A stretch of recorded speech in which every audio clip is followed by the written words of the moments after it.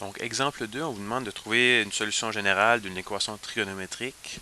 Puis à la A, la forme qu'elle prend est cos carré x moins cos x est égal à 0. Avant de commencer cet exemple-là, j'aimerais peut-être parler un peu d'une notation qu'on utilise en trigonométrie. C'est pour en fait éviter la confusion suivante. Donc, si on met cos x au carré, mais on ne sait pas qu'est-ce qui est au carré. Est-ce que c'est l'angle simplement qui est au carré ou est-ce que c'est tout le rapport trigonométrique? Donc, pour éviter cette confusion-là, ce qu'on a fait, si on veut mettre que c'est le rapport au carré, donc si on veut indiquer que c'est ceci, on met le carré collé sur la fonction cosinus. Donc ça veut dire qu'on a la valeur du rapport au carré. Tandis que si on veut simplement l'angle au carré, on va mettre l'angle entre parenthèses à l'intérieur. Donc souvent les manuels vont utiliser cette notation-là. Vous êtes responsable de reconnaître que ça veut dire que c'est la valeur du rapport trigonométrique qui est au carré. Donc si on cherche à résoudre ceci, dans le fond, ce qu'on peut faire, on peut utiliser une substitution. Donc on peut dire, on va poser y égale à cos x. Donc ça va peut-être ressembler à quelque chose qu'on a déjà fait auparavant. En fait, on va trouver que c'est y au carré. Donc cos x fois cos x, c'est y au carré. Moins y est égal à 0. Donc, on tombe sur une équation quadratique qu'on peut résoudre assez facilement par factorisation. Donc, on aurait y fois y moins 1 est égal à 0. Donc, on trouve qu'elle a deux solutions. Y est égal à 0. Y est égal à 1. Donc, comparativement au cours précédent, ce qu'on va avoir à faire maintenant, c'est résoudre une équation trigonométrique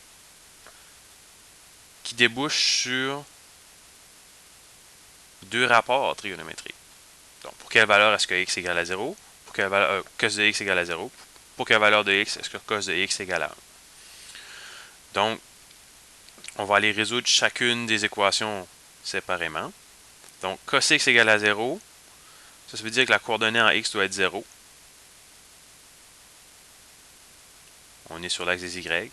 Donc, on a l'angle 90 degrés. On a l'angle 270 degrés. Cos x égale à 1,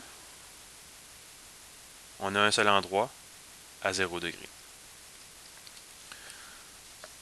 Donc là, avec nos solutions, on doit voir est-ce qu'on peut toutes les regrouper ensemble. De 0 à 90, on tourne de 90 degrés. De 90 à 270, on tourne de 180 degrés.